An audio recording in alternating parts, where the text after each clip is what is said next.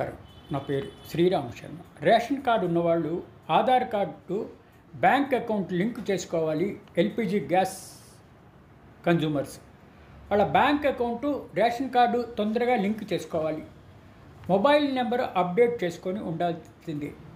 వాళ్ళ అడ్రస్ కూడా అప్డేట్ చేయవలసి ఉంటుంది. రేషన్ కార్డు గ్యాస్ కనెక్షన్ ఉన్న వాళ్ళకి కొత్త రూల్ ప్రవేశపెట్టింది. ఈ విధంగా 4 కొత్త రూల్స్ ప్రవేశపెట్టడం జరిగింది. ఈ విషయంలో 20 నవంబర్ నుంచి కొత్త రూల్స్ అమల్లోకి వస్తాయి.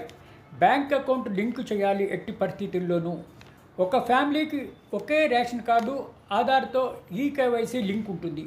బ్యాంక్ అకౌంట్ లింక్ చేయాలి.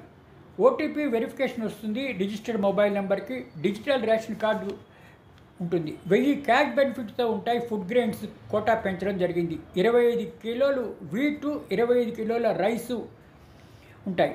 బీద కుటుంబాలకి, బిలో పవర్టీ లేని వాళ్ళకి ఉంటుంది. ఇది డిసెంబర్ 25 లాస్ట్ డేటు కాబట్టి వెంటనే అప్డేట్ చేసుకోండి. ఈ విధంగా ఈ కొత్త మార్పులు అబ్జర్వ్ చేసి